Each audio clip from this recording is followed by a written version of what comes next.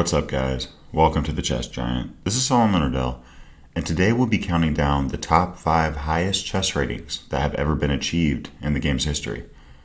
Before we jump in, I would like to put on the record that this video is from February of 2020, so these ratings will probably be broken eventually, but as of now, they are the best we've got. At number 5, we have Wesley So, who reached the rating of 2822 in February of 2017.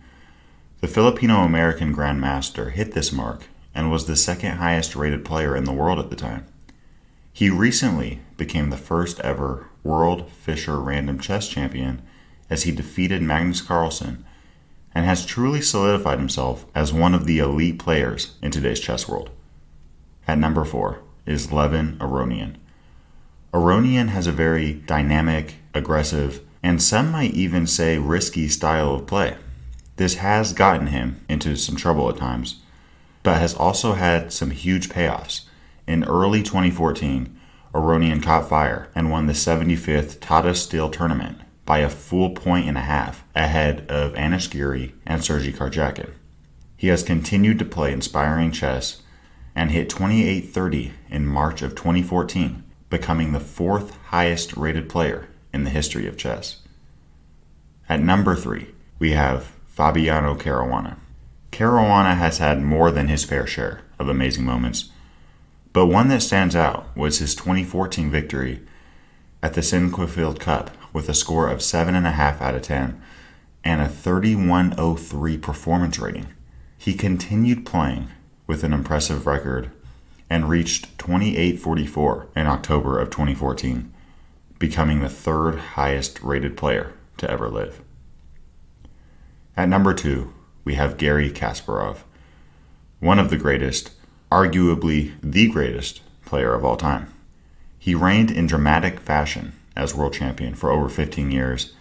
His intensity and drive were just too much for his peers to handle. So much that whenever I hear the words intense or competitor in the context of chess, Kasparov is always the first person in my mind. Kasparov used his influential position to encourage big developments in chess gameplay and particular openings. The Knight-Or, for example, was his go-to response against e4, and he was constantly finding novelties that left his opponents in a deep, dark forest with no clues on his next strategy.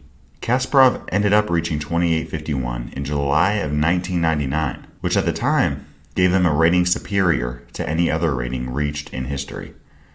Kasparov dominated his era and remains to this day a fan favorite for his reckless, yet amazingly precise style. At number 1 is the guy who's been dominating the chess scene and the number 1 spots on all these chess countdowns for years now. It's Magnus Carlsen.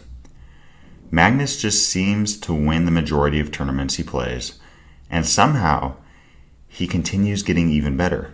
When Carlsen was younger, he played with an extreme aggression, choosing openings that were heavily dynamic, and much of the time entered positions that were not strategically sound.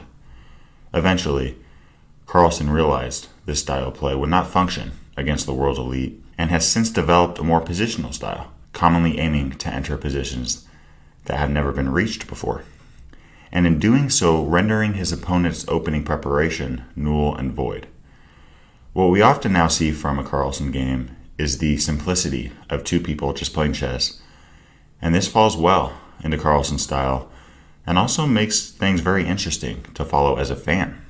Carlsen is always dominating, but in 2014 he really found an exceptional groove and achieved the astounding rating of 2882. He actually matched this rating again pretty recently in August of 2019.